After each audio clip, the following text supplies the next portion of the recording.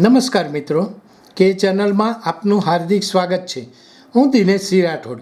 આજે આપણે જોઈશું નર્મદા જિલ્લાના ગરુડેશ્વર તાલુકામાં આવેલ શૂરપાણેશ્વર મંદિર.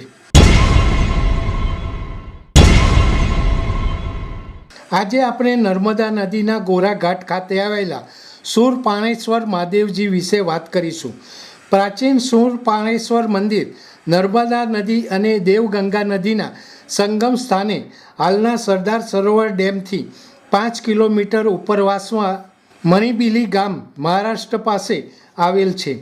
આ મંદિર સ્વયં ભગવાન શિવે સ્થાપ્યું હોવાથી પૌરાણિક માન્યતા આધારે તેમજ સ્વયંભૂ શિવલિંગ હોવાના કારણે આ મંદિર નર્મદા કિનારા પરના પવિત્ર તીર્થ સ્થાનો પૈકીનું એક ગણાય છે.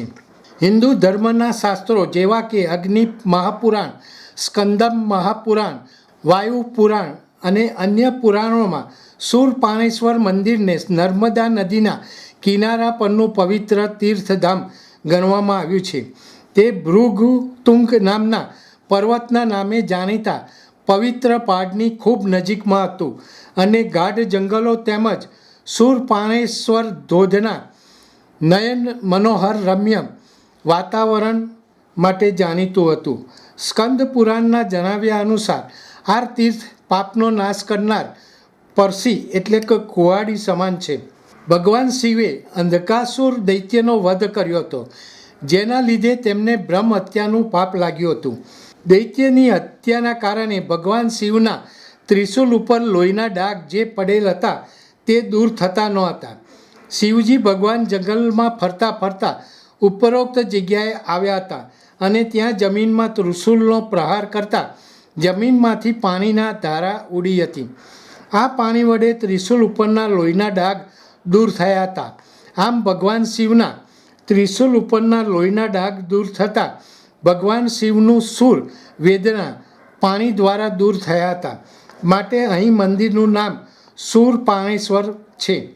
સરદાર સરોવર બંધ બનાવવાને કારણે સરદાર સરોવર બનતા ફેબ્રુઆરી 1994માં આ મંદિર સરોવરમાં ડૂબી ગયું હતું. પણ ગુજરાત સરકાર દ્વારા નવું શૂરપાણેશ્વર મંદિરની જગ્યા ગોરા બ્રિજ પાસે ડાબા કિનારે આવેલા 160 ફૂટ ઊંચી ટેકરી ઉપર નિયત કરીને તારીખ 7/5/1994ના રોજ 57 લાખ રૂપિયાના ખર્ચે નવા શૂરપાણેશ્વર મંદિરની શાસ્ત્રોક્ત વિધિ વિધાન દ્વારા પ્રાણ પ્રતિષ્ઠા થઈ હતી. આ જગ્યા અને મંદિરની પ્રાણ પ્રતિષ્ઠા તે સમયના શંકરાચાર્ય અને ધર્માચાર્યોના પરામર્શમાં રહીને કરવામાં આવી હતી. ત્યારથી આશરે 70 ફૂટની ઊંચાઈ ધરાવતું આ શિખરબંધી શૂરપાણેશ્વર મંદિર નર્મદા મૈયાની પરિક્રમા કરતા પદયાત્રીઓ તેમજ શ્રદ્ધાળુઓ માટે આસ્થાનું કેન્દ્ર બન્યું છે.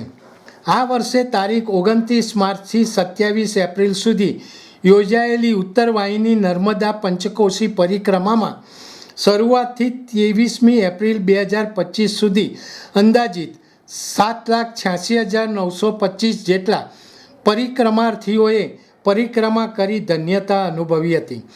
સાતપુડા વિંધ્યાચળની ગિરિકંદરાની પ્રાકૃતિક સૌંદર્ય સાથે નર્મદાના વિશાળ જળરાશિના દર્શન થાય છે. ભાવપૂર્ણ રીતે ભાવિકો નર્મદા મૈયાની પરિક્રમા કરે છે. મહાદેવજીએ બ્રહ્મ હત્યા કરી એ સમયે ત્રિશુલ ઉપર રક્તના ડાઘા પડી ગયા અને રક્તના ડાઘા ન નીકળ્યા.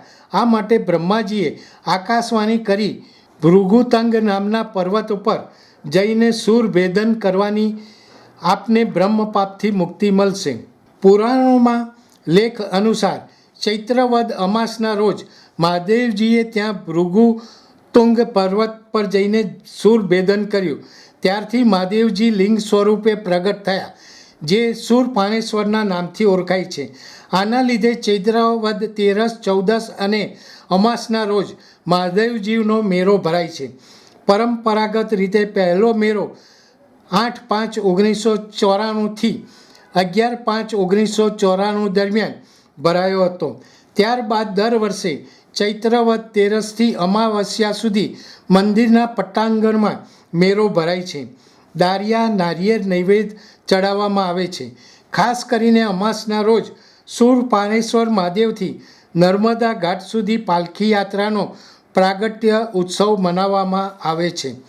દર્શક મિત્રો, અત્યારે આટલું જ. આવા વધુ સમાચારો માટે જોતા રહો કે ચેનલ. નમસ્કાર.